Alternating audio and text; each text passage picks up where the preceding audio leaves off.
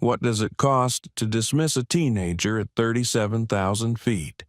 For one flight attendant, it cost her career. For one airline, it cost billions. But for one young man, it became the turning point that would change not only his life, but the future of countless others. On a transatlantic flight bound for London, 18-year-old Malik Carter was more than just another passenger.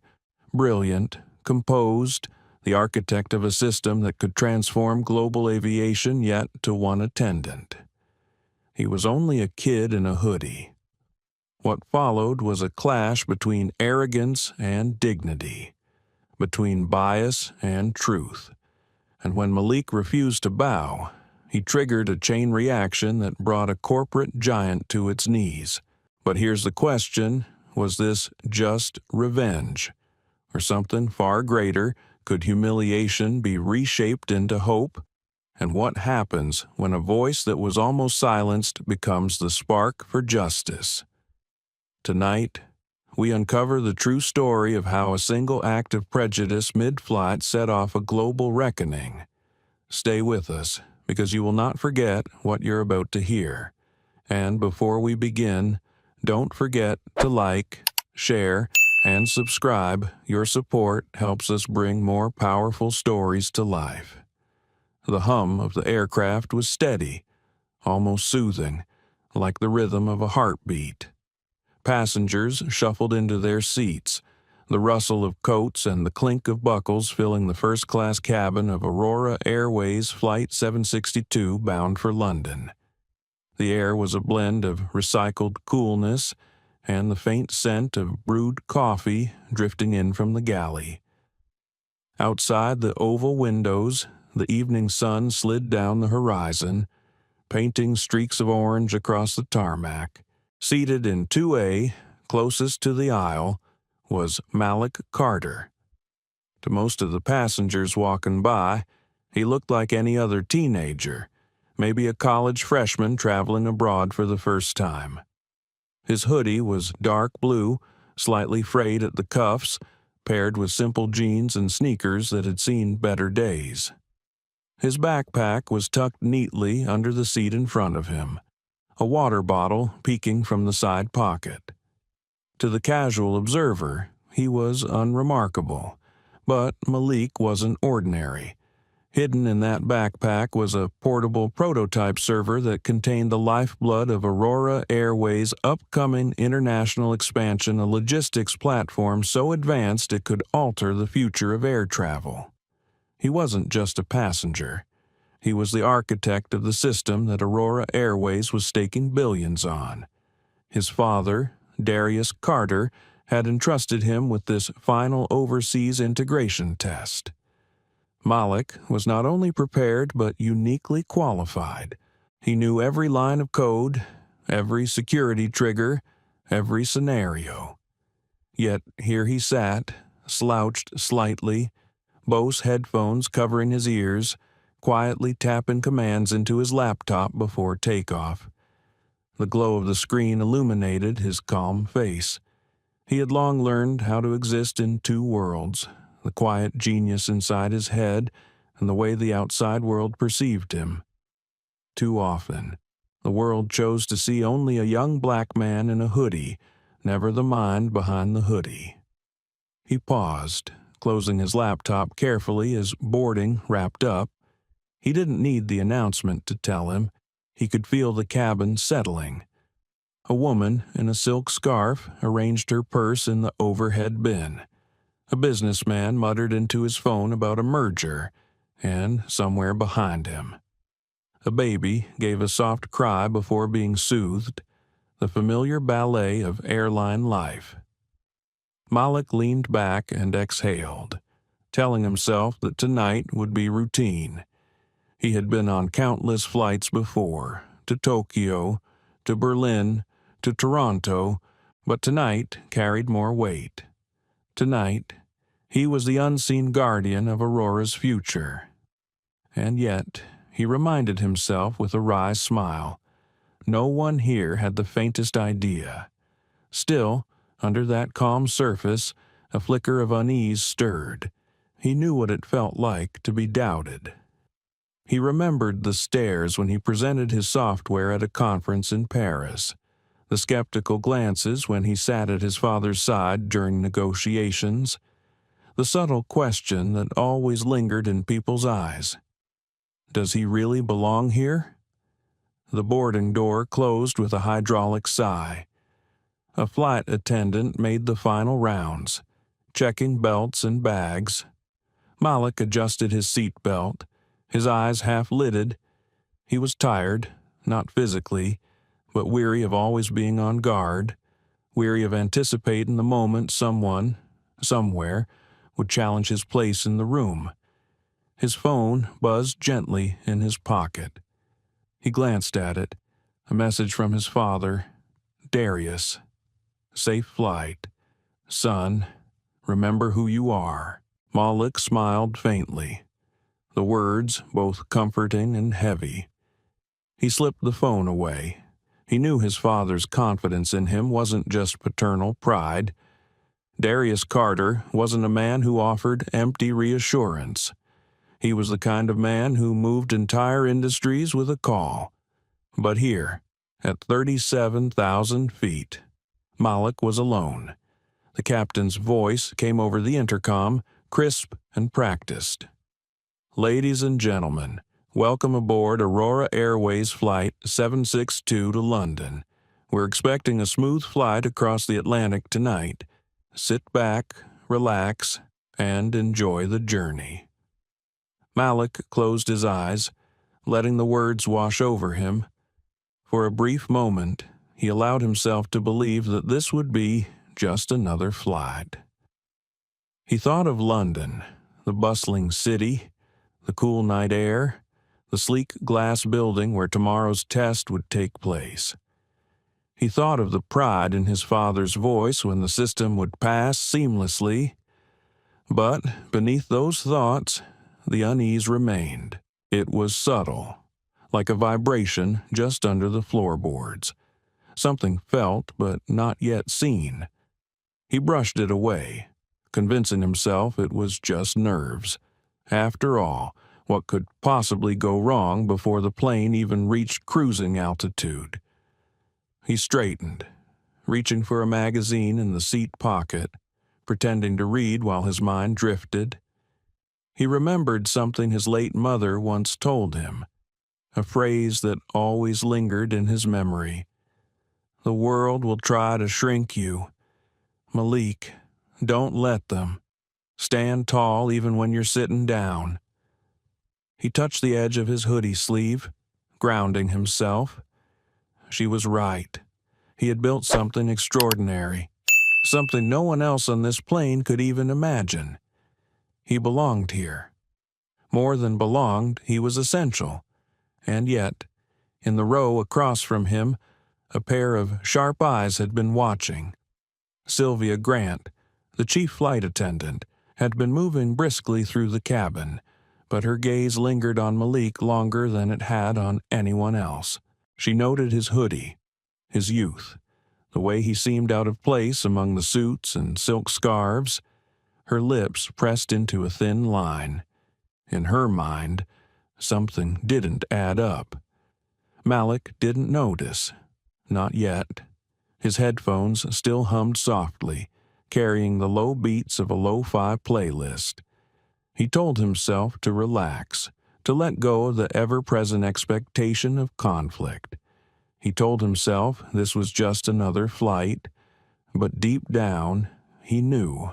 Somewhere in his chest, a small, unshakable certainty whispered, "They will test you again, and when they do, you must decide who you are going to be."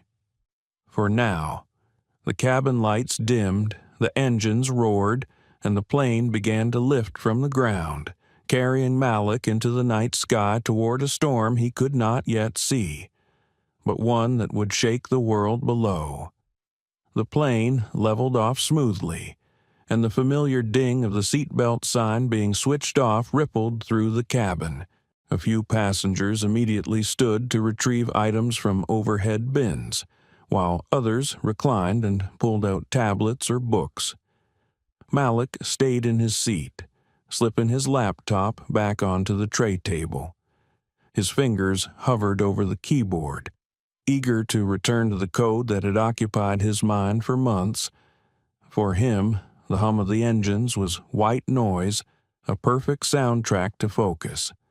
The project he carried inside his backpack wasn't just important to his father's company, it was revolutionary. Malik knew that if the final tests in London succeeded, Carter Dynamics would cement its partnership with Aurora Airways and reshape how global airlines manage logistics, scheduling, and passenger systems. He told himself that if he could just get through this flight, all the endless nights debugging, the skepticism, the whispers that he was too young would finally be answered. But the peace he craved would not last. Sylvia Grant moved down the aisle, her presence commanding. She was in her late 40s, her blonde hair swept back tightly, her uniform pressed with almost military precision. Years of seniority radiated from her every step. She prided herself on being the kind of flight attendant who kept order, who knew when something or someone was out of place. Her eyes darted across the cabin, scanning, assessing, judging. They stopped on Malik. At first, it was just a flicker of doubt. A teenager, alone, sitting in first class. Hoodie pulled tight, laptop glowing with indecipherable code. Her lips tightened. She had seen young travelers before, of course, but something about this boy gnawed at her. It wasn't just that he looked young, it was the quiet confidence in the way he carried himself. To Sylvia, it read as arrogance. She convinced herself she had reason to intervene. Approaching his row, she paused, her shadow falling across his tray table. Malik looked up, startled, his headphones slipping down around his neck. "Excuse me," Sylvia said, her voice smooth but lined with an authority that dared him to challenge it. "Can I see your boarding pass?" "Please." Malik blinked. He reached calmly into his hoodie pocket and produced a small paper stub. "Sure," he said, offering it without hesitation. She took it, studying it far longer than necessary. "Seat 2A, she murmured, her eyes flicking from the ticket to Malik and back again. "And your name is Carter. Malik Carter." Her tone carried an undercurrent he knew too well. Malik had grown up with it, the pause that wasn't really a pause, the way people let his name roll on their tongue as if testing whether it truly fit him. "Yes," he said evenly. Sylvia handed the boarding pass back but didn't step away. "And are you traveling alone?" "I am." "How old are you?" 18. Her brows arched slightly, skepticism flashing in her eyes. "You look younger." Malik forced himself to breathe slowly. He had learned that answering with calm precision often unsettled people more than defensiveness. "I get that a lot," he said. Sylvia pursed her lips. "Do you have your passport handy?" Malik reached for his backpack under the seat, unzipped it, and handed her the navy blue booklet. She opened it, scanning the photo, flipping the pages as though she were a customs officer rather than a flight attendant.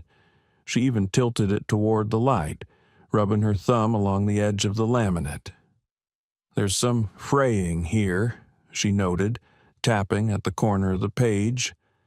Malik tilted his head. "It's a valid U.S. passport.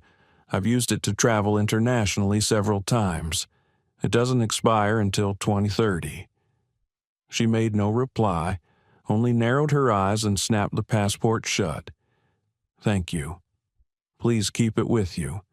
I'll check with the captain about some documentation matters." Malik felt a flicker of heat in his chest, but he said nothing. He slipped the passport back into his bag, his face a mask of composure. Inside, However, his thoughts churned. Why does it always come to this? Why do they always have to question? He replayed his father's words in the text message earlier. Remember who you are. He told himself not to let this rattle him. Across the aisle, a man in a tailored suit leaned forward slightly, his eyes alight with curiosity. Edward Langston had been watching the exchange with open interest. He was in his mid-50s, wealthy, entitled, the kind of man who expected the world to tilt in his direction. "Is there a problem?" Edward asked loudly, his voice carrying so that nearby passengers perked up. "Just a quick verification," Sylvia replied, her professional smile returning. Edward looked Malik up and down, his smirk thin and cutting. "First class isn't what it used to be, is it?" A few passengers chuckled quietly. Malik's jaw tightened, but he remained silent. To respond would only feed the perception Edward clearly wanted to project that Malik didn't belong. Sylvia lingered another moment before finally moving on, but the damage was done. The quiet harmony of the cabin had shifted. Passengers whispered. Some glanced at Malik, then looked away quickly when he met their eyes.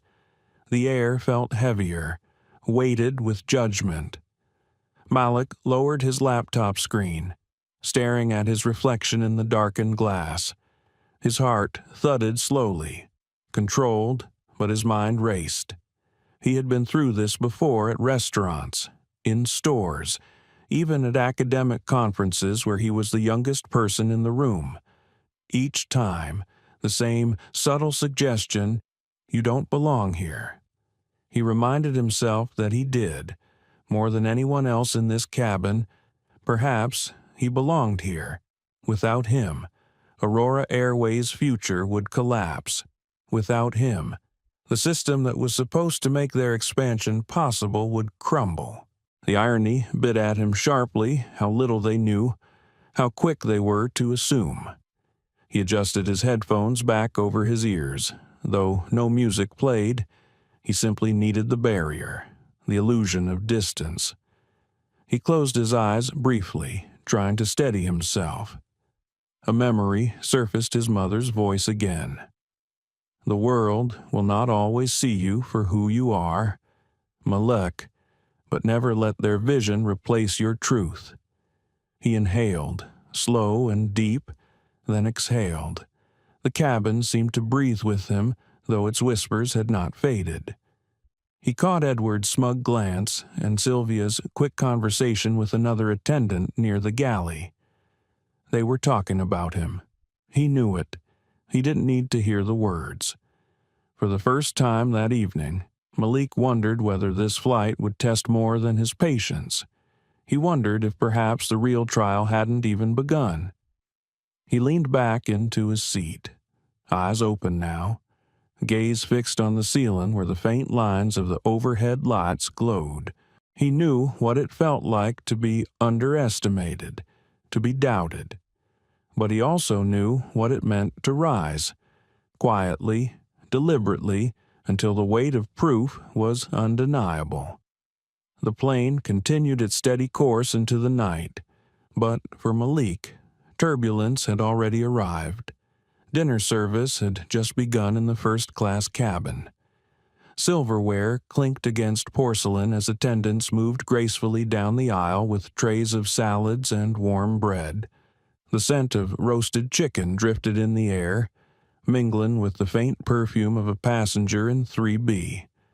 Malik Carter sat quietly with his tray table down, fork in hand, eyes lowered as though to avoid the weight of glances that still lingered on him from earlier.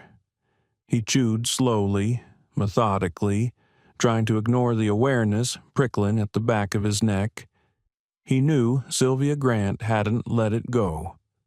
From the moment she scrutinized his passport, he had felt the undercurrent of suspicion. She passed his row again now, checking on passengers. her professional smile fixed but her gaze sharp whenever it flicked toward him. Edward Langston, seated diagonally across the aisle in 2C, decided he had been silent long enough. He placed his wineglass down with an audible clink, turning deliberately toward Malik. His voice was rich, theatrical, designed to carry. "Tell me, young man," Edward said, "are you enjoying your upgrade?" Malik raised his eyes slowly. "Excuse me." Edward leaned back, smirking, one leg crossed over the other. "Your seat, 2A, must have been some sort of lottery win. I imagine it's quite the novelty to sit here instead of back there." He jerked his chin toward the economy cabin beyond the curtain. The air grew taut. A couple across the aisle glanced up from their salads. The man in 1B shifted uncomfortably. Malik placed his fork down, his hand steady, though his pulse quickened. "This isn't an upgrade," he said calmly. "It's the seat I purchased, just like you purchased yours." Edward chuckled, low and derisive. "Purchased. Right." He looked toward Sylvia, who was standing a few feet away, pretending to adjust a passenger's blanket while clearly listening. "Are you sure his ticket isn't, shall we say, questionable?" Sylvia's lips pressed into a line, but she didn't intervene. Her silence was permission. Malik felt the heat rise in his chest. He wanted to snap back, to dismantle Edward with words sharp enough to slice through arrogance. But another voice inside him whispered restraint. His father's voice, his mother's memory. "Don't let them decide who you are. You know the truth." So he steadied his tone. "My boarding pass and passport have already been checked." He glanced briefly at Sylvia, who still hadn't moved. "They're valid. There's no issue." Edward leaned forward now, seizing the moment. "Funny, though. I've flown Aurora for years, and I can't recall seeing teenagers especially dressed like that sitting in first class. Makes one wonder." A hush fell. Even the clatter of dishes from the galley seemed distant. Malik's throat felt tight, but he held Edward's gaze. "What exactly does it make you wonder?" he asked, his voice low but carrying. The question unsettled Edward more than he expected. For a moment, his smirk faltered, but pride pushed him forward, that perhaps someone here is out of place.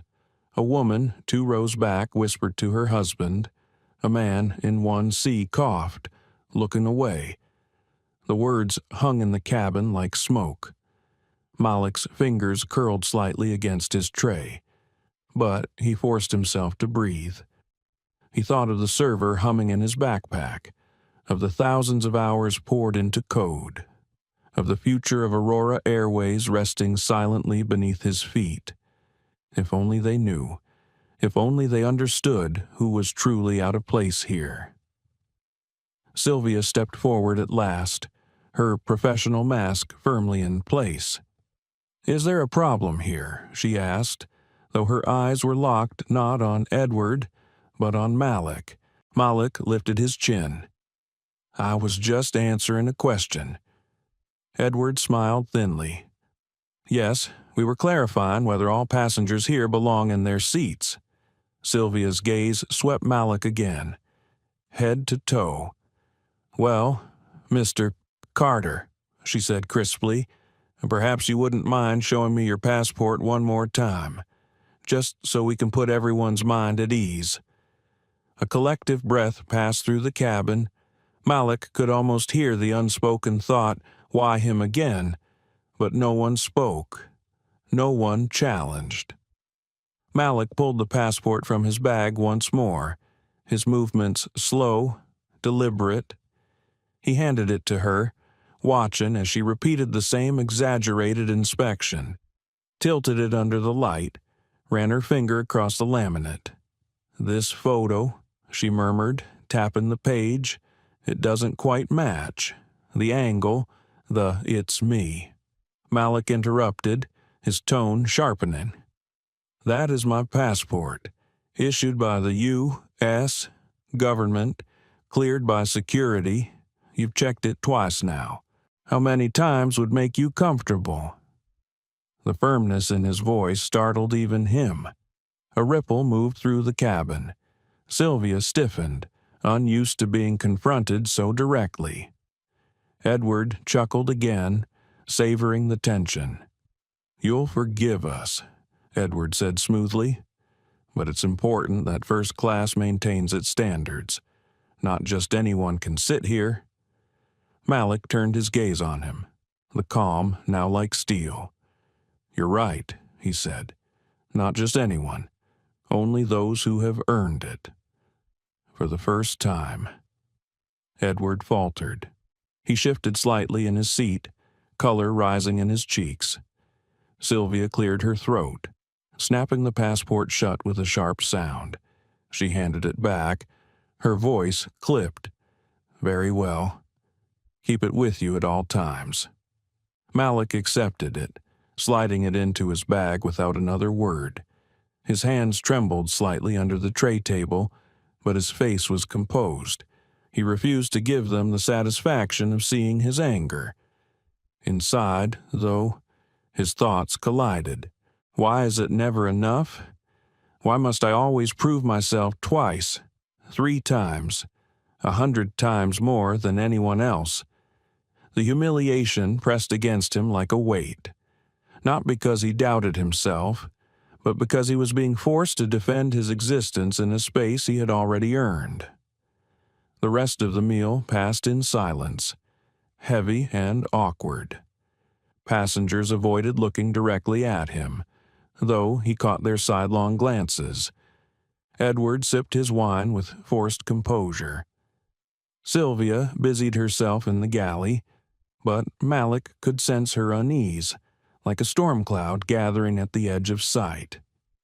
Malik closed his eyes briefly, inhaling the recycled air. He reminded himself why he was here, what was at stake. He thought of the meeting in London, of the demonstration that would change aviation forever. He thought of his father's belief in him, of his mother's words echoing from years past. Still, a small voice inside him whispered a warning. Tonight wasn't going to be easy.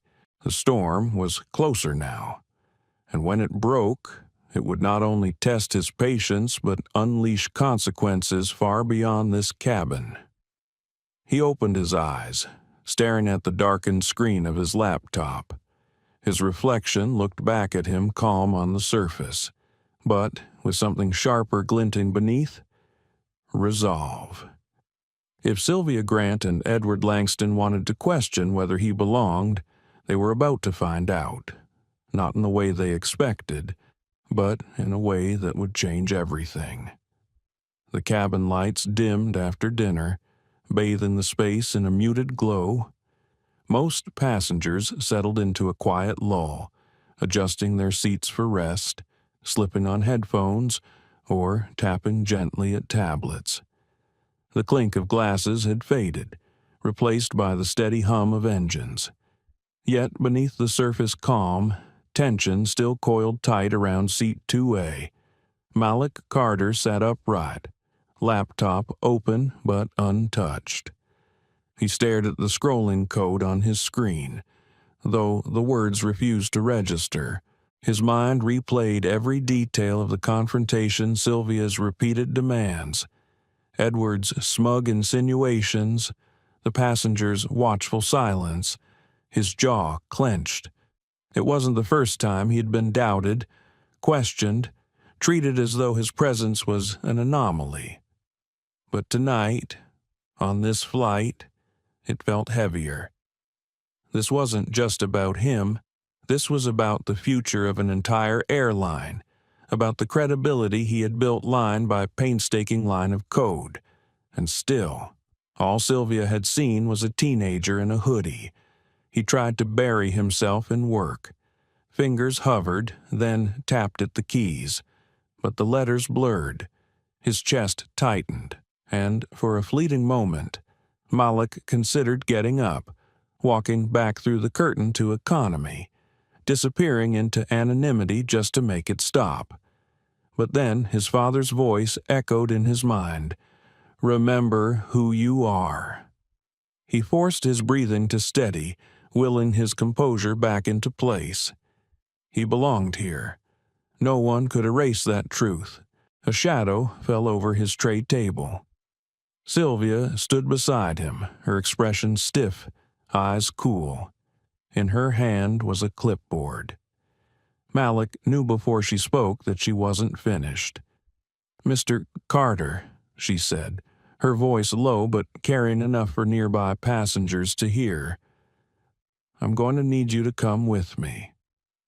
Malik lifted his gaze slowly, his pulse steadying into something sharper, colder. "Come with you. For what reason there are questions regarding your documentation and your seat assignment," Sylvia said. "The captain has been informed, and until this is resolved, you'll need to relocate." A murmur rippled through the rows. Edward Langston shifted in his seat, the corner of his mouth lifting in satisfaction. The couple in 3A and 3B exchanged a glance, uneasy.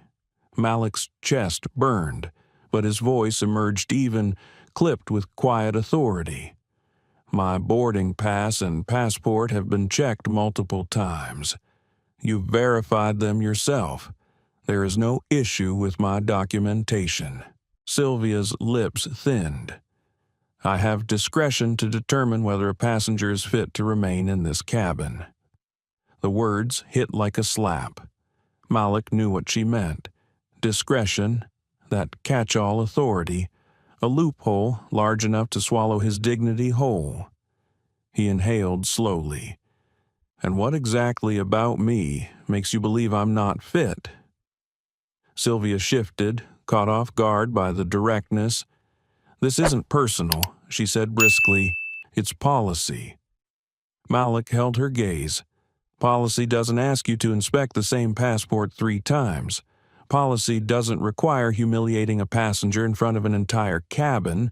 This isn't about policy." A hush settled. The weight of his words pressed against the air itself. Sylvia bristled, cheeks flushing, but before she could reply, Edward's voice cut in. "I think she's right," Edward said, loud enough for everyone to hear. "If there's doubt, better to err on the side of caution. After all, security is everything these days. We can't just let anyone claim a seat up here." Malik turned his head, his stare locking on Edward. For a long moment, silence stretched between them. Malik's face remained calm, but his eyes carried something deeper, a storm restrained. "You're suggesting," he said slowly, "that my presence here is a threat." Edward raised his brows, feigning innocence. "I'm suggesting that appearances can be deceiving." Something shifted inside Malik. He felt the familiar pull of anger, sharp and hot, demanding release. But beneath it was something steadier, resolve. He thought of his mother's words, of the night's coding until dawn, of the countless doors closed in his face only for him to build his own. He closed his laptop gently, the soft click echoing louder than expected in the tense quiet. Then he stood. His height drew eyes from all corners of the cabin. Passengers sat frozen, unsure what would happen next. "I'm not moving," Malik said, his voice calm but ringing with clarity. "This is my seat, paid for in full, verified and legitimate. If you want me out of it, you'll need more than suspicion. You'll need truth." Sylvia stiffened, gripping the clipboard tighter. "If you refuse to comply, I'll have no choice but to escalate this further." "Do what you need to do," Malik replied, his gaze steady. "But understand this, what you're doing now, in this cabin, is bigger than a seat. It's bigger than me. It's about what you choose to see and what you choose to ignore. Passengers shifted uncomfortably. The man in 1B muttered, "He's right," under his breath, though too softly for Sylvia to acknowledge.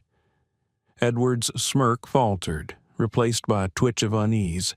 He hadn't expected resistance to carry such weight, to sound so measured. He wanted a scene, but what Malik gave him instead was power disguised as composure. Sylvia opened her mouth to respond, but before she could, the intercom chimed. The captain's voice filled the cabin, calm but firm. "Ladies and gentlemen, this is your captain speaking. We've been made aware of a situation in the first-class cabin. I want to remind all passengers and crew that compliance with procedures is important, but so is respect. Let's handle this with professionalism." The words hung like a subtle reprimand. Sylvia's posture stiffened, her jaw working. She glanced at Malik, then back toward the galley. For the first time, uncertainty flickered across her face. Malik sat back down slowly, reclaiming his seat with deliberate finality. He reopened his laptop, though he didn't type. His message was clear. He was staying. Around him, passengers whispered softly, the tide of opinion shifting. A woman in 3A gave him a small nod. The man in 1B offered a glance of solidarity. Even those who had remained silent began to see what was unfolding, not a simple question of documentation, but a struggle for dignity. Sylvia retreated toward the galley, her shoulders rigid. Edward huffed, swirling the last of his wine, but Malik sat grounded, his heart pounding with both fear and triumph. He had chosen to stand firm, and though the storm was far from over, he felt the air in his lungs again. He thought of his father, of the empire Darius Carter had built with intellect and resolve. He thought of the weight he carried, not only as his father's son, but as his own person, a builder of futures. And he thought of the irony how an airline could be betting billions on his mind, while doubting the right of his body to sit in a chair he had earned. Malik exhaled slowly, gaze fixed on the dark sky beyond the window, somewhere out there. London waited, along with everything he had worked toward. But first, he would have to survive this flight. The engines droned on, the cabin lulled back into uneasy quiet, yet the tension remained, unspoken but undeniable. Malik knew the confrontation wasn't over, not with Sylvia, not with Edward. The storm had only begun. The hush in the cabin was deceptive, like the calm before a storm. From the galley curtain, Sylvia Grant's silhouette shifted back and forth. Her voice, low but clipped, filtered faintly as she spoke into the crew interphone. Though Malik couldn't hear her words, he knew she was escalating. The way she had clutched the clipboard, the rigid set of her shoulders, this was no longer a matter of discretion. This was war, and Sylvia intended to win it. Malik sat in 2A, hands resting on his closed laptop.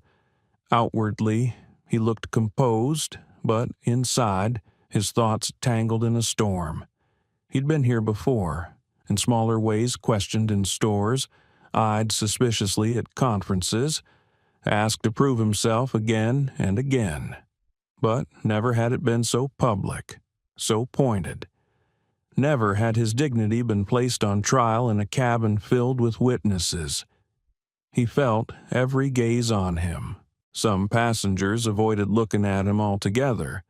Others piqued in guilty curiosity, while a few like Edward Langston stared openly, daring him to falter.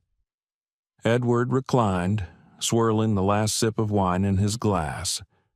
"I must say," he announced to no one in particular, "it's quite remarkable how stubborn some people can be when they're in the wrong seat. The words were bait, meant to draw blood. Malik didn't flinch.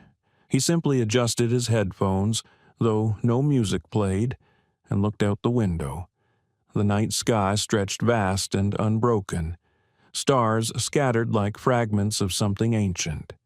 It gave him strength, that immensity, against it. Edward's arrogance was small, Sylvia's suspicion even smaller. Still, Malik knew silence could only shield him so long. The interphone clicked back into its holder. Sylvia emerged, her face pale but determined. She walked briskly down the aisle, stopping at Malik's row. Her voice carried the weight of finality. "Mr. Carter," she said, "the captain has confirmed. You're to be relocated to another section of the aircraft until your documentation can be fully verified upon landing. Please gather your belongings." The cabin went still. Passengers straightened in their seats, sensing something extraordinary was about to unfold. Malik looked up at her slowly, his dark eyes unwavering. "So, it's official then," he said softly. "You're removing me from my seat." Sylvia stiffened. "It's a precautionary measure. A precaution against potential irregularities." Malik let the silence stretch, forcing her words to hang in the air like smoke. "Let's be clear," he said finally, his voice calm but edged with steel. "You're not questioning my documents, you're questioning me." Edward let out a short, triumphant laugh. "Finally, some honesty." Sylvia ignored him, her gaze fixed on Malik. "I'm asking you to comply, sir." Malik's heart thudded once, hard, then steadied. He knew what came next. He had promised himself he would not call unless absolutely necessary, unless the humiliation became undeniable. That moment had arrived. With deliberate movements, he reached into his hoodie pocket and pulled out his phone. The glow lit his face in the dim cabin. He scrolled calmly, found the number, and pressed it. Sylvia frowned. "What you doing?" "Making a call," Malik replied. His voice was quiet, but it carried through the silence like a blade. The line rang once, twice, then connected. "Dad," Malik said, his tone steady, almost clinical. "I'm on Aurora Airways, Flight 762, Seat 2A. I've just been told by the lead attendant that I'm being removed from my seat due to irregularities with my documentation." He paused, listening. "Her name is Sylvia Grant." The name landed like a stone dropped in water. Passengers stiffened. Edward's smirk faltered. Sylvia's jaw clenched. Malik continued.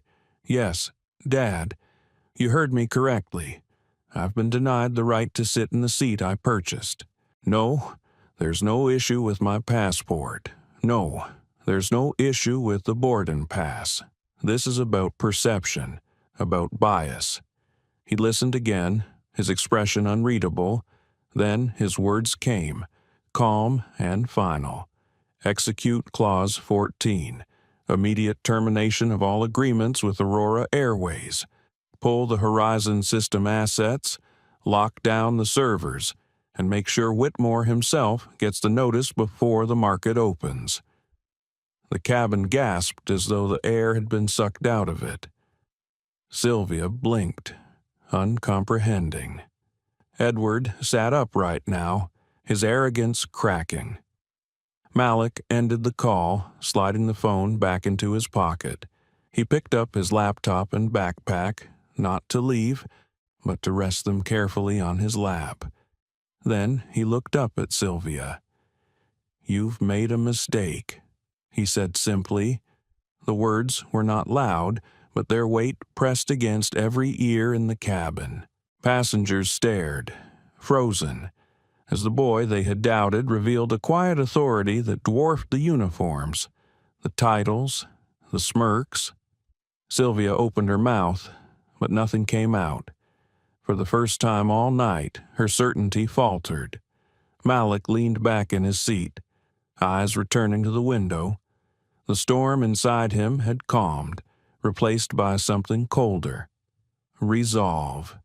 Whatever happened next, the course had already shifted. Aurora Airways had just sealed its fate. The cabin of Aurora Airways Flight 762 seemed frozen in time after Malik ended the call. The passengers who had once looked at him with suspicion now looked at him with something else: confusion, awe, even fear.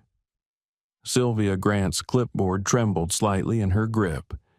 Edward Langston sat stiff, his mouth half open, unable to summon another smug remark. The boy they had tried to humiliate had just spoken with the authority of a man who held entire corporations in his palm. Malik leaned back, placing his laptop carefully on the tray table. His posture was deceptively relaxed, but inside his chest his heart beat steady, almost cold.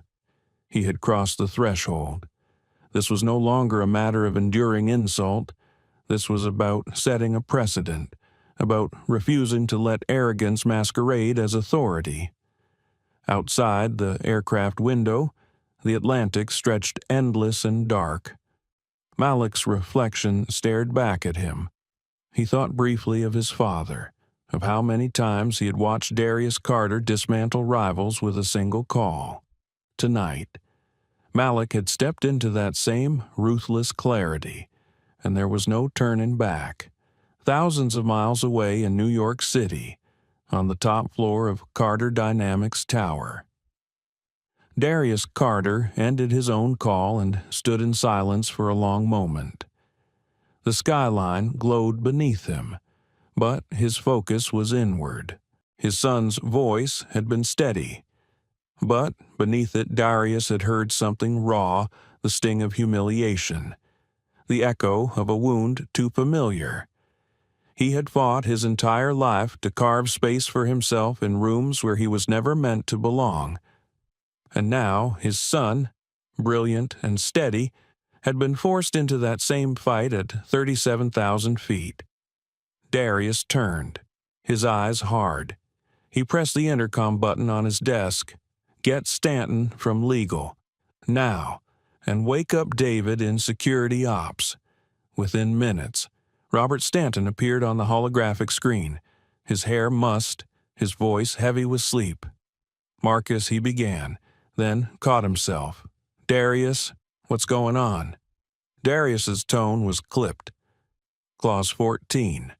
Termination of Aurora Airways contracts, effective immediately. Draft the notice. Cite discriminatory conduct by employee Sylvia Grant against passenger Malik Carter.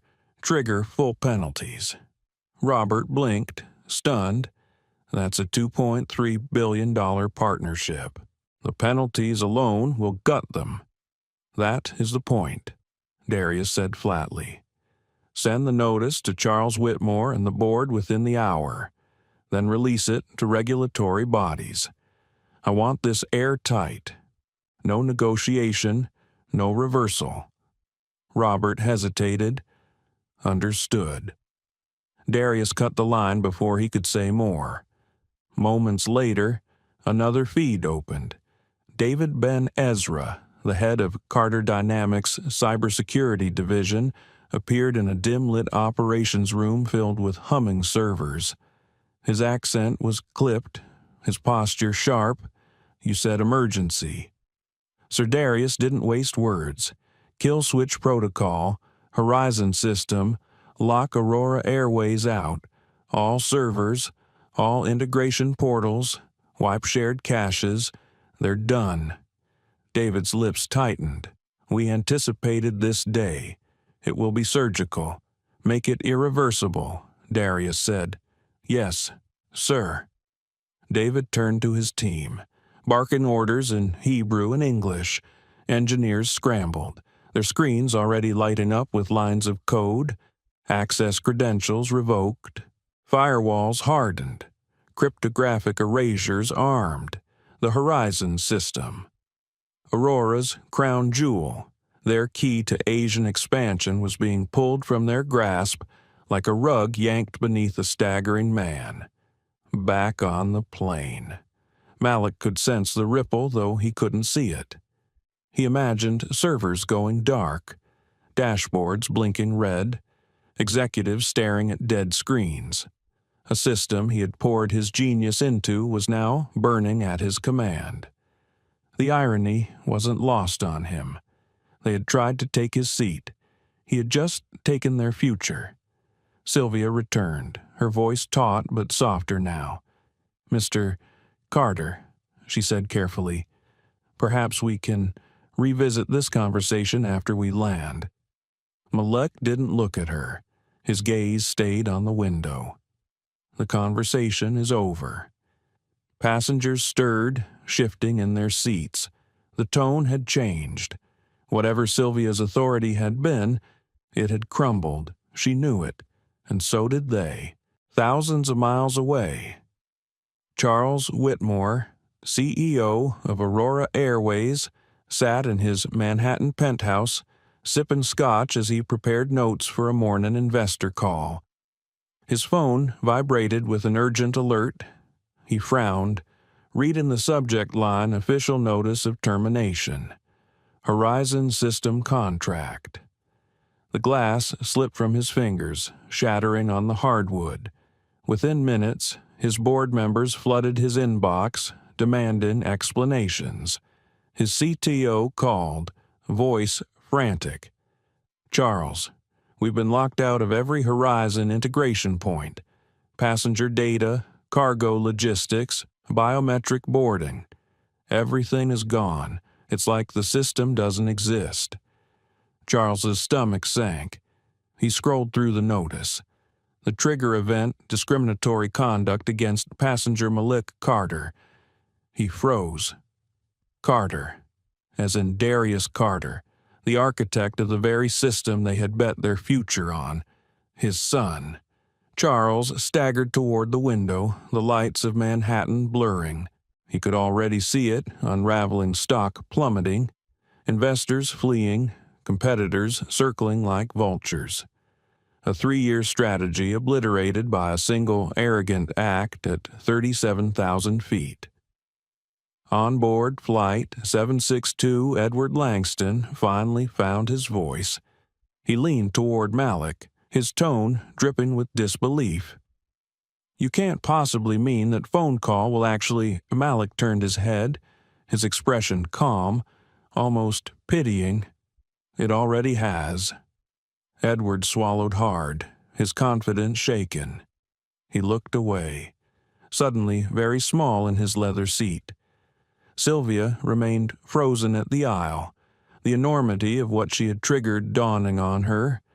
Her authority had been reduced to ashes. She had thought she was protecting first class. Instead, she had endangered the entire airline. Malik returned his focus to his laptop, powering it on again. The familiar code filled the screen. His hands moved across the keys with steady precision. Not to rebuild.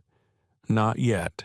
But to ensure that when the dust settled, he would hold the blueprint of what remained. In his chest, the anger had cooled into something sharper, more enduring. Dignity. Resolve. He knew this moment would follow him, that his name would soon ripple across headlines, whispered in boardrooms. But he also knew something else. He had not started this fight. Sylvia had. Edward had. The system that gave them unchecked discretion had. All he had done was finish it. The engines droned on, carrying the plane eastward through the dark sky. For most passengers, it would be just another transatlantic crossing. But Malik Carter knew the truth. This was the night Aurora Airways began to fall, and it had started with a single seat. In the gleaming glass tower of Aurora Airways headquarters, the night shift was usually quiet. Analysts monitored dashboards, Engineers tweaked system reports, and executives dozed through late calls with Asian partners. But tonight, just past midnight, the command center exploded into chaos. Screens that moments before displayed neat green status bars now flashed crimson. System access denied. Server links severed. Biometric data feeds dead. Cargo logistics models offline. The Horizon system, the very heart of Aurora's expansion into Asia, was gone. "Check the backups," a manager barked, his voice trembling. "They're encrypted," an engineer shouted back, his eyes wide. "We can't touch them. It's like we've been erased from our own system." Phones rang nonstop. Partners in Singapore demanded answers. Tokyo airports reported receiving formal notices from Carter Dynamics pulling out of joint programs. By the time Charles Whitmore arrived in the command center, wearing a hastily knotted tie and a face drawn pale, the room was already drowning in panic. What happened, he demanded, voice raw, his CTO, perspiration shining at his temples, thrust a tablet toward him. This termination under Clause 14. They're citing discriminatory conduct against a passenger. Sir, it's Darius Carter's son. The words hit Charles like a physical blow. He stumbled back, clutching the edge of a desk. Darius Carter. Of all the names, of all the possibilities, and his people had managed to offend the one passenger who was untouchable. Charles skimmed the notice, each line a dagger termination effective immediately. All data removed, penalties activated. The sheer precision of the language left no room for negotiation. "We can fix this," he muttered, though his voice lacked conviction. "We can call him, apologize, issue a statement." The CTO shook his head. "Sir, Carter Dynamics has already revoked our access keys. Their servers won't even recognize us. They've wiped our shared caches. Even if we begged, we have nothing left to run on." Charles turned, his face ashen. "Then we're finished." The CTO didn't answer. He didn't have to. Meanwhile, at 37,000 feet, Malik Carter sat silent, headphones back on, though the music was muted. The cabin around him had shifted. No longer was he the oddity, the suspect. Now he was the center of a silent, unspoken awe. The woman across the aisle glanced at him. Her expression softened from suspicion to something almost like respect. The man in 1B gave him a faint nod. Even those who hadn't spoken sensed the truth they were witnessing something far larger than an in-flight dispute. Sylvia Grant lingered near the galley, her composure unraveling thread by thread. She replayed the call in her mind, the certainty in Malik's voice, the name Carter. It had sounded unreal, like a performance. But deep down, she knew. She had seen the fear ripple through the cabin. She had heard the weight behind his words. And she realized too late that she had pulled a lever she couldn't push back. Edward Langston, normally the loudest man in any room, sat slouched now, his arrogance stripped away. He poured himself another glass of wine with unsteady hands, but the act felt hollow. He couldn't shake the sound of Malik's voice, calm, steady, terrifyingly certain. Malik, for his part, tried to focus on his breathing. He reminded himself that he hadn't wanted this. He had wanted a quiet flight, a chance to prepare for London, a moment of peace in a life too often tested. But when the challenge came, he had chosen not to shrink. And now, the ripples of that choice were tearing through the very company that had doubted him. He thought of his mother again, her voice soft in memory. Stand tall even when you're sitting down. Tonight, those words had never felt truer. Back in New York, Aurora's board of directors convened an emergency video session. Faces appeared in glowing squares, some in silk pajamas, others in hastily thrown-on suits. The air was thick with fury. "You assured us the Horizon partnership was secure." One director barked. "It was," Charles snapped, though even as he said it, he knew it was a lie. Nothing was secure when arrogance roamed unchecked at 37,000 feet. Another director leaned in, her face icy. "You've jeopardized the entire future of this airline because your staff couldn't treat a passenger with basic respect. And not just any passenger, Carter's son." The words echoed like a verdict. Charles opened his mouth, but no defense came. He knew the truth.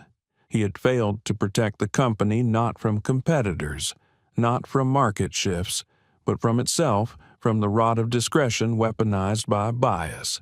By dawn, whispers had already reached Wall Street. Traders spoke in hushed tones of a brewing collapse.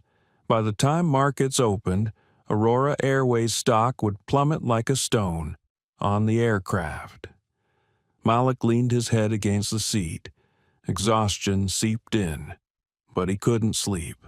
His mind kept circling the same thought. They tried to take my dignity.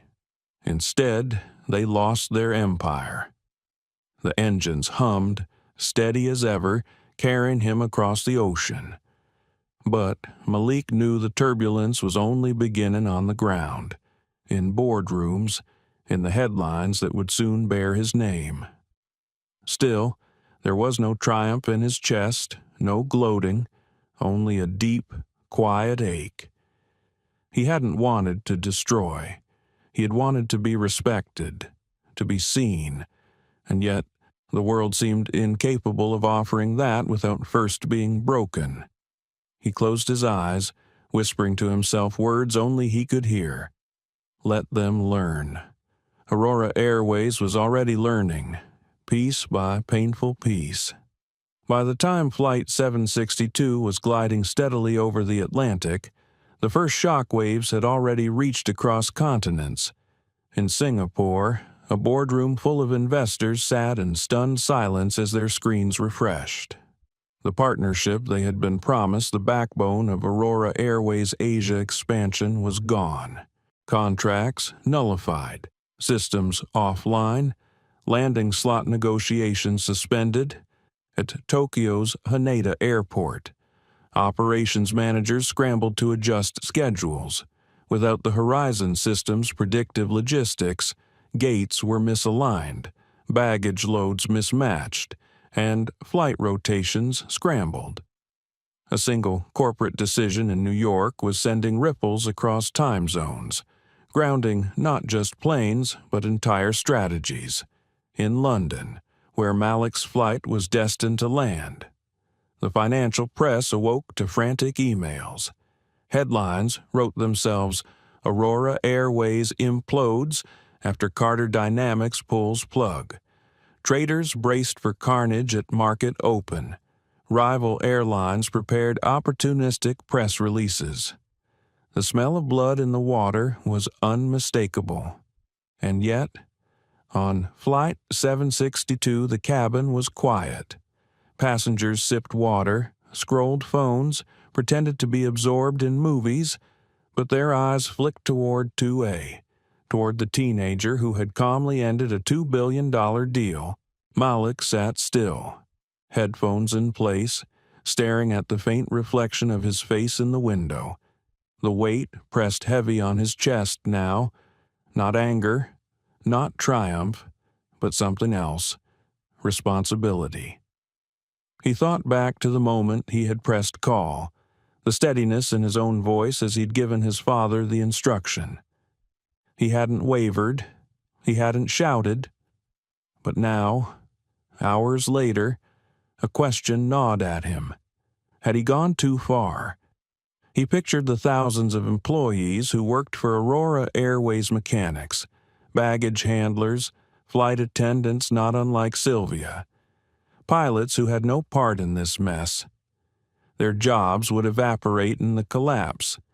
Families would be shaken, lives disrupted, all because he had been pushed too far in one humiliating moment. He shifted in his seat, uncomfortable. He hadn't wanted destruction, he had wanted dignity. But perhaps, he thought, the two were inseparable in a world that only listened when it was forced to. Sylvia Grant remained in the galley, her confidence shattered. Every time she glanced down the aisle, she felt the sting of eyes upon her passengers who once trusted her, now silently blaming her. She wanted to defend herself, to insist she had only been doing her job, protecting the cabin. But deep inside, she knew the truth. She had made it personal. She had seen Malik's hoodie, his youth, his skin, and she had assumed. That assumption would now define the rest of her life. Edward Langston muttered under his breath, though quieter now, his bravado cracked. Ridiculous, absurd, can't be real, but his eyes betrayed him. He had recognized the name Carter. He had realized the magnitude of what they had triggered. On the ground, the board of Aurora Airways was in meltdown. Emergency meetings stretched through the night. Directors shouted across screens, demanding solutions, demanding Whitmore's head. Lawyers parsed the termination notice with despair. It was airtight. Penalties alone would cripple them. Without horizon, the expansion was a skeleton with no muscles. Charles Whitmore, exhausted and hollow-eyed, pleaded for calm. We can still negotiate. We can appeal to Carter's sense of fairness. We'll offer a public apology. One director cut him off, voice dripping with venom. Fairness. You humiliated his son. On your airline. In first class, there is no fairness left. There is only consequence. The room fell silent at that. Consequence, the word hung heavy. Back on the plane. Malik opened his laptop again, not to code, not to work, but to write. Words spilled out in a private document, half diary, half manifesto. They wanted me small, he typed. They wanted me silent. But silence is the weapon of the powerful, not the powerless. Tonight I answered not just for myself, but for every time someone has been told they don't belong. I didn't want to burn their empire. But maybe that's the only language empires understand. He paused, staring at the blinking cursor. Was he convincing himself or simply recording the truth as it unfolded? A gentle voice broke his concentration. The woman in 3A leaned forward slightly. You handled yourself with incredible calm, she said quietly, careful not to draw attention. I don't know what will happen next, but I want you to know, some of us see it. We see you. Malik blinked, caught off guard. He gave a faint nod. Thank you. The words were small, but they mattered. For a brief moment, the crushing weight lifted, replaced by something like hope. Meanwhile, news outlets across Europe and Asia began piecing the story together. Social media caught fire. A leaked email from Carter Dynamics circulated termination due to discriminatory conduct by Aurora Airways employee Sylvia Grant against Malik Carter. The hashtags trended within hours. Flight 762, Aurora collapse, respect denied. The world didn't just see a corporate failure, they saw a human story at its core. A young black passenger denied dignity. A father's empire striking back. By the time dawn touched New York, the financial world was braced for one of the ugliest trading days in years. Pre-market data showed Aurora Airways stock already plunging. Analysts predicted bankruptcy within months. In his penthouse, Charles Whitmore stared at the skyline, the scotch in his hand untouched. He thought of the countless hours, The careful negotiations, the billions invested all undone by a single arrogant miscalculation. Or was it more than that? Was it the rot at the heart of his airline, the blind spot they had all ignored? His phone buzzed. Another investor, another demand. He didn't answer. He couldn't. On Flight 762, Malik finally allowed himself to close the laptop. He folded his arms across his chest and exhaled slowly. Around him, the cabin exhaled too, though quietly, as though afraid of breaking the fragile equilibrium. The engines hummed, the stars wheeled above, and Malik Carter, exhausted but resolute, closed his eyes. He knew the storm he had unleashed would not end with this flight. It was only beginning. But for the first time all night, he felt no fear, only clarity. Respect had been denied, and now respect would be demanded. The cabin lights dimmed as Flight 762 crossed deeper into the Atlantic night. Most passengers had reclined their seats, headphones glowing faint blue, trying to settle into the long stretch ahead. But beneath the hush of white noise, tension simmered. No one had forgotten the confrontation in the aisle. 3 rows back, a young business traveler named Janelle quietly reviewed the video on her phone. She hadn't meant to record much. She had started filming only because the raised voices made her uneasy. But when she replayed it, the picture was damning Sylvia's clipped, condescending tone, Edward Langston's smug interruptions, Malik's steady voice as he laid out the injustice. "You're making a mistake," he had said, calm and chilling. "You're removing me from my seat not because of my documents, but because of me." The clarity in his voice sent chills down her spine. Janelle's thumb hovered over the post button. She hesitated, glancing around the darkened cabin. Was it fair to share? Would it make things worse? But then she remembered the look on Malik's face when Sylvia had dismissed him. Equal parts restrained fury and weary dignity. The world needed to see that.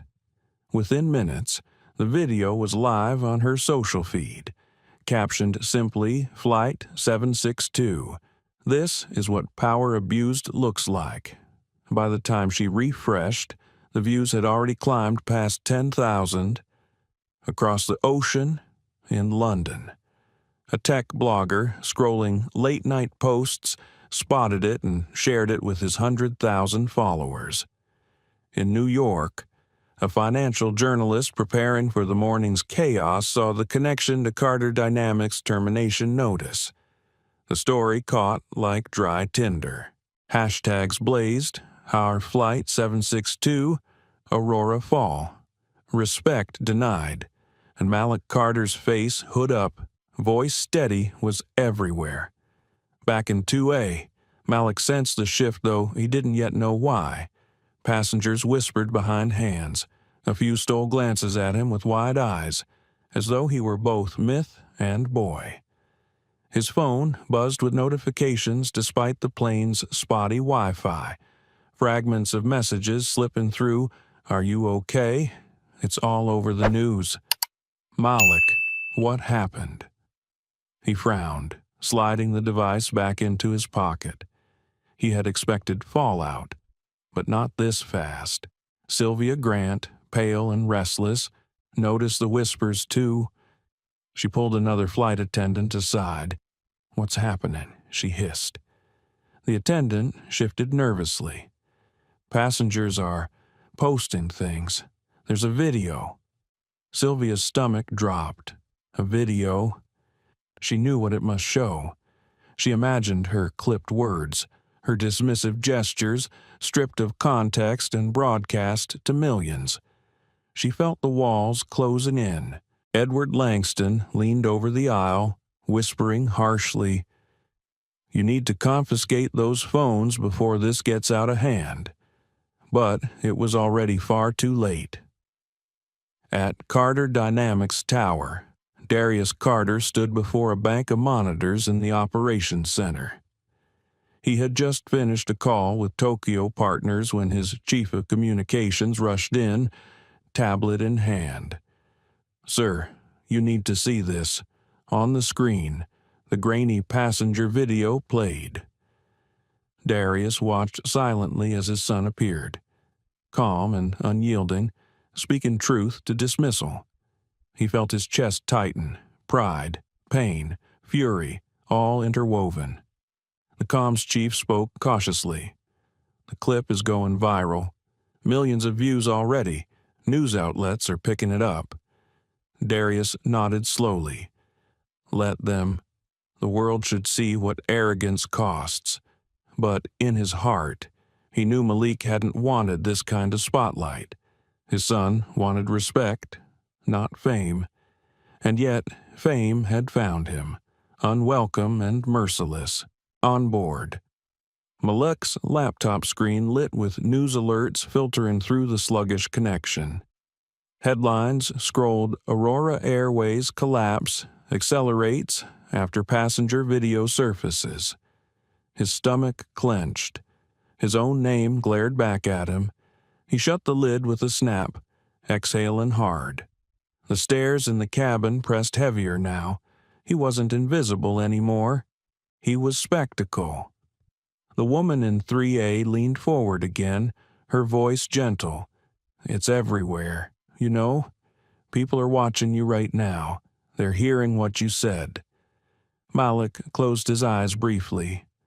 "I didn't want them to, but maybe they needed to," she replied. He didn't answer. His chest ached with the contradiction, wanting to stay small, but forced into largeness. Sylvia gathered her courage and approached him once more. "Mr. Carter," she whispered, no longer commanding. I think we should talk." Malik looked up, his eyes cold. "Talk, you mean, after the humiliation, after the dismissal? What would you say now that you wouldn't have said then?" Sylvia faltered. The words stuck. For the first time in years, she had none. Edward scoffed, but the sound was hollow. He shifted in his seat, realizing his presence no longer carried weight. Even his privilege seemed brittle under the storm Malik had unleashed. By dawn in Europe, the story dominated headlines. Financial shows led with plummeting Aurora stock futures. Social justice commentators called it a turning point in corporate accountability. Students shared Malik's words as rallying cries, and Malik, sitting in 2A, felt the world pressing in. He wondered how many lives he had just altered: pilots, crew, office staff. He pictured their children, their mortgages, their ordinary mornings. His jaw tightened. The guilt pressed heavy.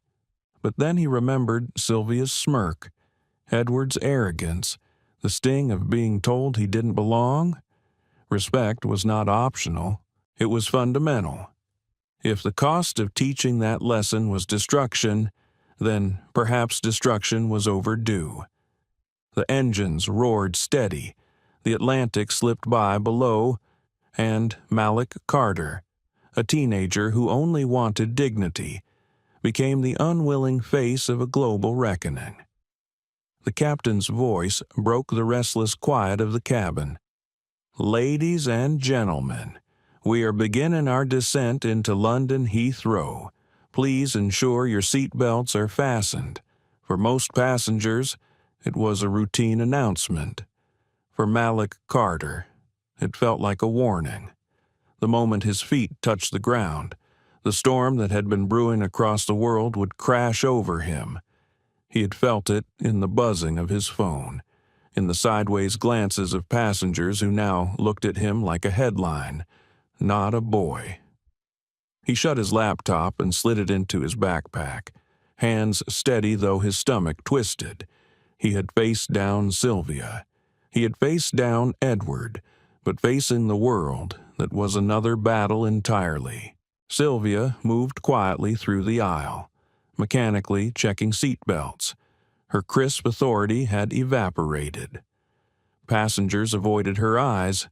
Every time she leaned near Malik's row, her throat tightened. She wanted to speak, to apologize, to beg for some kind of redemption, but Malik's expression, calm, distant, untouchable, silenced her. Edward Langston shifted in his seat, muttering to himself, "Ridiculous, overblown, this won't last," but his fidgeting hands betrayed him. His world, built on entitlement, was cracking. The wheels touched down with a jolt, the roar of engines reversing filling the cabin. Passengers exhaled in relief, but for Malik, the descent had only begun. As the plane taxied, phones lit up across the cabin. Heathrow's signal snapped passengers back online.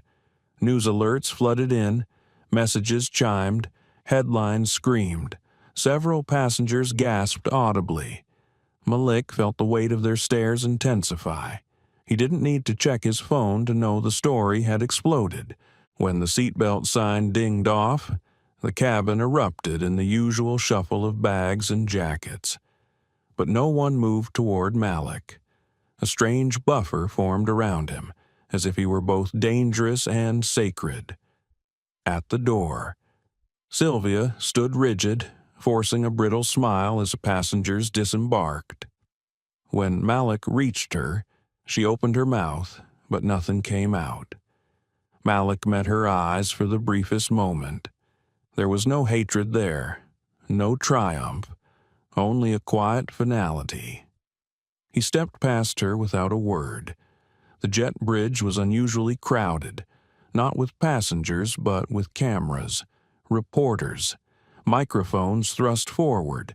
Security tried to hold the line, but the questions poured over them like waves. Malik, did Aurora Airways discriminate against you? Did you really order your father to cancel the Horizon project? Do you realize the company may collapse because of you? What do you say to the thousands of employees who could lose their jobs? Malik froze, his breath catching. The flashbulbs, the shouting, it was overwhelming. He wasn't a boy in a hoodie anymore. He was a symbol, a lightning rod. For a moment, panic rose in his chest. He thought of ducking, of running, of disappearing into the crowd. But then his mother's voice echoed in his mind, "Stand tall even when you're sitting down." He straightened his shoulders. He didn't answer, but he didn't flinch either. Security guided him through the crush, their hands firm on his arms. Outside customs, a black car waited. The driver, calm and unflustered, bowed slightly. "Mr. Carter, your father has arranged transport." Malik slid into the back seat, his heart still hammering. The tinted windows muted the chaos outside. For the first time in hours, silence wrapped around him. In the car, his phone buzzed relentlessly. Messages from friends, from classmates, from strangers, some cheering him, some blaming him. The weight of thousands of voices pressed into his palm. He powered it off. At Aurora Airways' London office, Charles Whitmore stared hollow-eyed at the morning news. Stock prices plunged in real time, the red numbers tumbling down the screen. Reporters camped outside the building, their questions venomous. The board had already convened without him. He knew what was coming. His assistant entered, face pale. "Sir, the board has called an emergency vote." Charles nodded numbly. He had spent decades building this airline, dreaming of expansion, chasing glory. And now, undone not by competitors, not by market forces, but by arrogance at 37,000 feet. "Prepare the resignation," he whispered. Back in London, Malik arrived at a hotel his father had secured.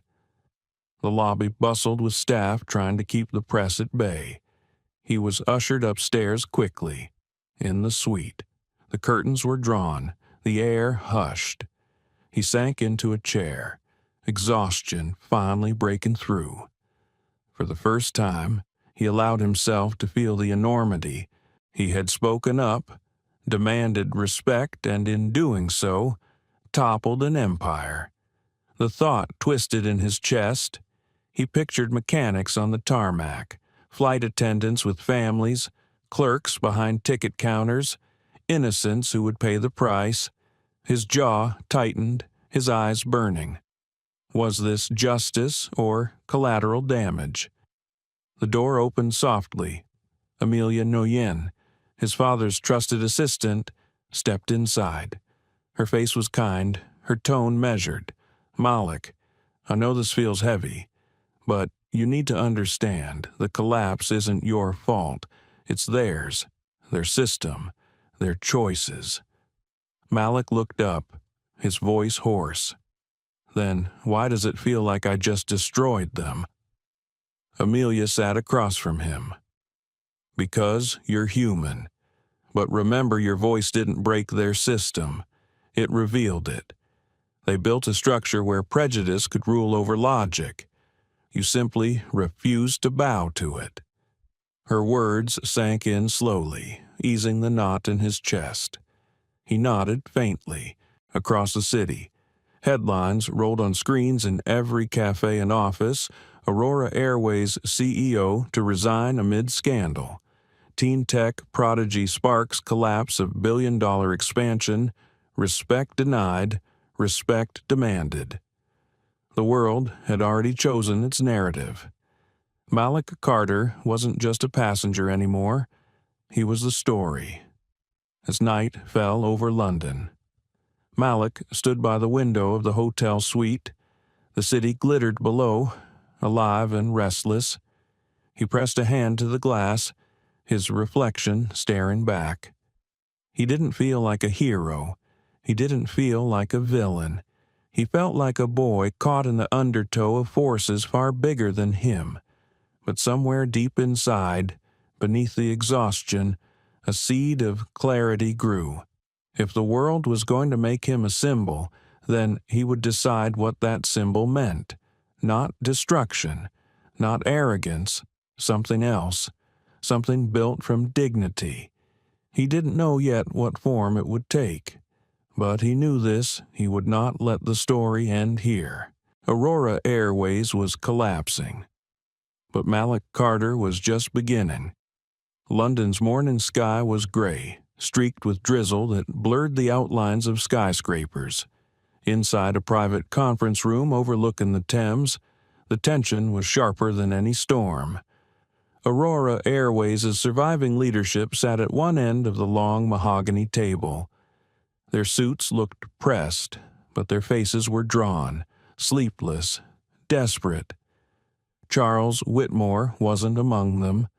His resignation had been tendered at dawn. The board had sacrificed him in a futile attempt to salvage credibility.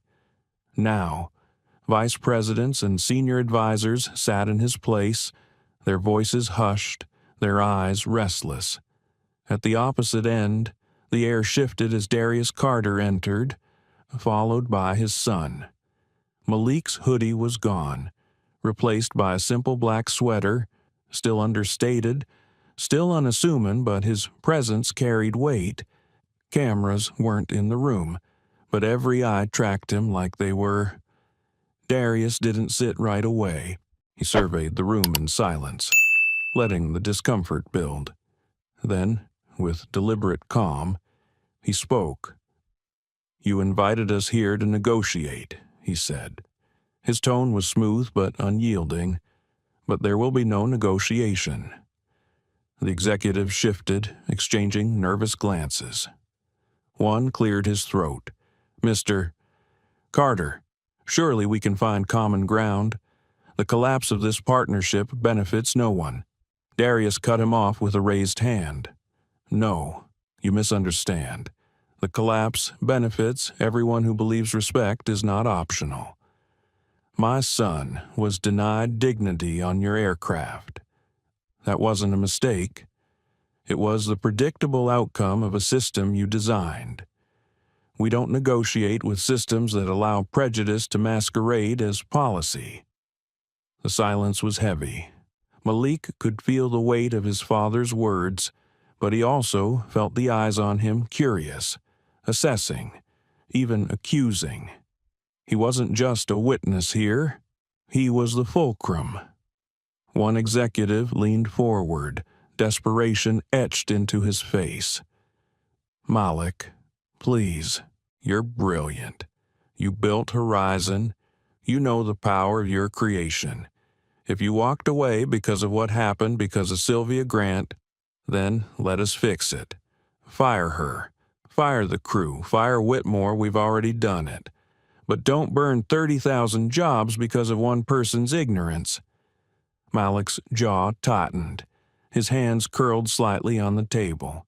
He thought of mechanics, clerks, families. The guilt swelled again, sharp and bitter. But then Amelia's words echoed in his mind. "You didn't break their system. You revealed it." He inhaled slowly and spoke, his voice quiet but cutting through the room. It wasn't one person. Sylvia pulled the trigger, yes. But your system gave her the weapon. She overrode 2 data flags, one confirming my passport, one confirming my age eligibility, both green. She erased them with a single word: discretion. That's not ignorance. That's architecture. You built prejudice into your system. The words landed like stones in still water, rippling outward. Several executives shifted uncomfortably. Darius's eyes flicked toward his son, pride barely concealed. Malik's voice wasn't loud, but it was undeniable. Another executive, a woman in her 50s with silver streaks in her hair, tried again. "We can change the system, rewrite the protocols, remove discretion, build in safeguards. If you help us, Malik, we can create something better. Let us prove it." Malik met her gaze. There was sincerity there, a flicker of remorse. "But it wasn't enough. It's too late," he said softly. "Trust doesn't reboot like code. Once it's corrupted, you can't patch it. You rebuild from the ground up or you walk away." The woman lowered her eyes, defeated. Darius finally sat, folding his hands on the table. His voice was measured steel. "You see, this was never just about a seat in first class.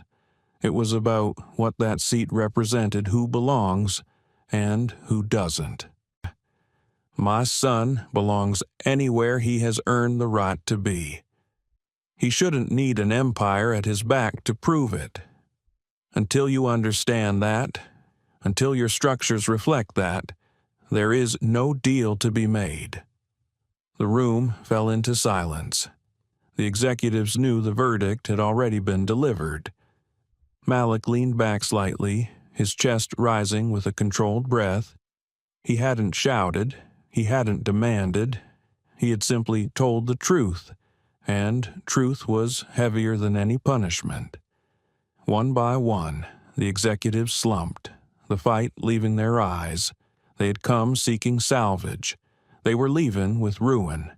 Darius stood, Malik followed.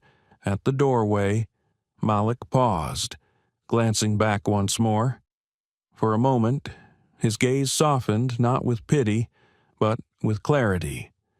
"You wanted to know the price," he said. His voice was steady, final. It was respect, and you couldn't afford it. Then he turned, walking out beside his father. Outside, Amelia Nguyen waited. She had watched the collapse from the margins, taking in every detail. As Malik and Darius approached, she fell in step with them. "You were brilliant," she said quietly. Not angry, not vengeful, just undeniable. Malik gave a faint smile, weary but resolute. "I didn't want to destroy them." Amelia shook her head. "You didn't. They destroyed themselves. You just refused to let them take you with them." They stepped into the rain. flashes already sparking from reporters stationed across the street. Questions shouted, umbrellas jostled. But Malik felt a strange calm as droplets spattered against his sweater. The storm outside mirrored the storm he had lived through. Only this time, he was still standing. That night, as the world absorbed the downfall of Aurora Airways, Malik sat by the hotel window again, the city lights shimmering like distant constellations. He thought of Sylvia, of Edward, of Charles Whitmore, of 30,000 employees staring into an uncertain future. He thought of his own role not as destroyer, not as avenger, but as catalyst. And for the first time since the gate, he felt not guilt, but purpose. This wasn't the end of a story. It was the beginning of one. Months had passed since that turbulent night on Flight 762, but its echoes still reverberated across the world. Aurora Airways was no more. Its stock had collapsed beyond repair, its planes sold off in a fire sale merger, its name relegated to case studies in business schools under a grim title, The $2 Billion Gate Mistake. For many of its employees, the collapse had been devastating. Families struggled, careers ended, bitterness lingered, yet slowly, piece by piece, the world adjusted. Other carriers absorbed the workforce. Competitors swooped in to claim market share. The aviation industry kept flying, as it always did. But Malik Carter's life had changed in ways far deeper than the market tickers could measure. At 18, he found himself the reluctant face of a global story. Some called him the boy who broke an airline.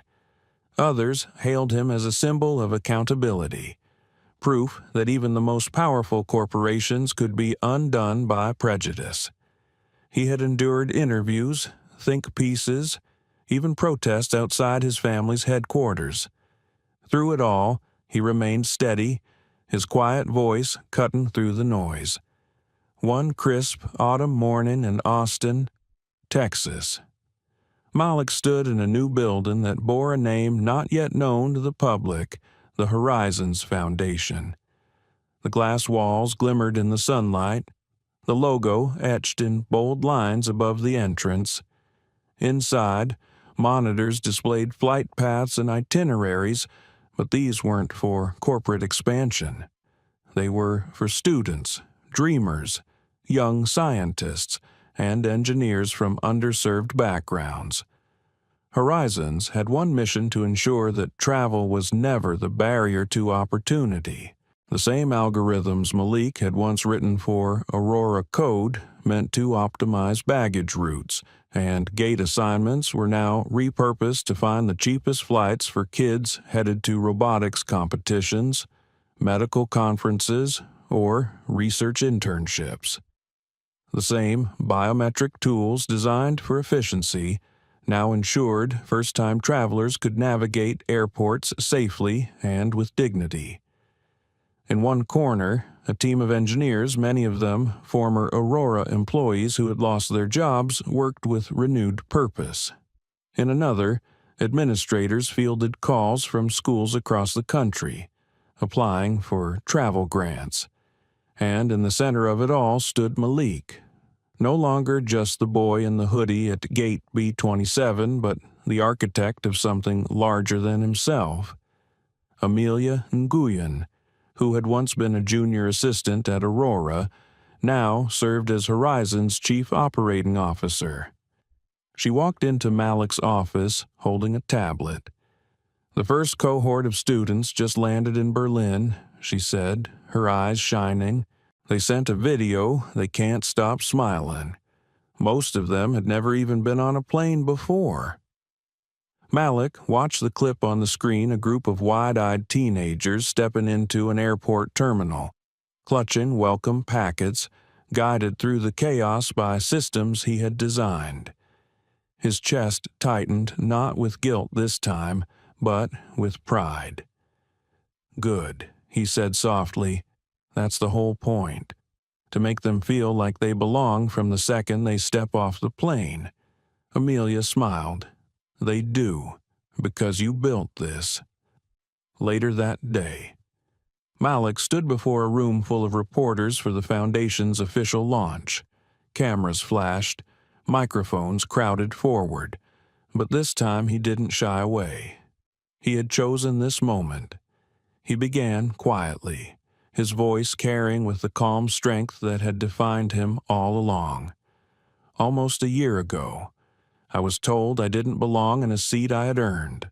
I was dismissed, doubted, diminished. That moment changed the course of an airline in my life. But humiliation wasn't the end of my story. Respect was. The Horizons Foundation exists because dignity should never be optional. No student should miss an opportunity because they can't afford a flight. No young person should feel they don't belong in the spaces where their talents take them. We're here to open doors, not close them. The room was silent as his words landed. Some reporters scribbled, others simply stared. For once, the story wasn't about collapse, it was about creation. In the months that followed, Horizons expanded rapidly. Partnerships formed with universities, nonprofits, and even rival airlines eager to rebuild their reputations. Donations poured in from philanthropists who saw in Malik not just a prodigy, but a leader. For Malik, the work was more than strategy. It was healing. Every itinerary funded, every student who stepped confidently into a boarding line was a piece of the wound closing. The humiliation at Gate B-27 hadn't been erased, but it had been transformed. One evening, as the sun set over Austin, Malik sat on the rooftop terrace of the Foundation building. Darius Carter joined him, silent for a while as they both watched the sky blush into twilight. "You turned the worst night of your life into something bigger than both of us," Darius said finally. His voice, usually so commanding, was softer now. "You could have chosen revenge. Instead, you chose legacy." Malik's gaze stayed on the horizon. "Revenge doesn't build anything. Dad, it just burns. I wanted to prove that power isn't in closing gates. It's in opening them." Darius looked at his son with a quiet pride that words couldn't hold. Down below, the city lights flickered to life. Planes arced across the darkening sky, their trails faint ribbons of possibility. For Malik, each one was a reminder the sky wasn't a limit, it was a promise. The humiliation at Gate B-27 had cost an airline its future, but from those ashes, Malik Carter had built new wings not just for himself, but for countless others who would never again be told they didn't belong. And so, the story ended not with collapse, but with flight. Sometimes justice doesn't arrive in a courtroom. Sometimes it unfolds in an airplane aisle, in the quiet strength of someone who refuses to be diminished. Malik Carter could have chosen destruction. Instead, he chose creation. From humiliation, he built the Horizons Foundation, a symbol of dignity, a beacon for young people told they don't belong. And yet, this story is not just about Malik. It is about all of us, about the dangers of systems that allow prejudice to wear the mask of procedure, about the cost of arrogance and the power of respect. As you reflect on this journey, ask yourself how many gates in our world still stand guarded by bias, and who among us will have the courage to open them.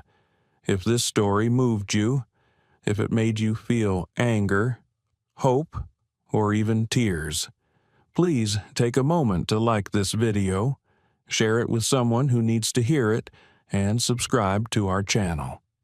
Together, we can keep telling stories that don't just entertain, but transform. Because in the end, true power isn't in closing doors, It's in opening them wide so that everyone knows you belong, the sky's yours,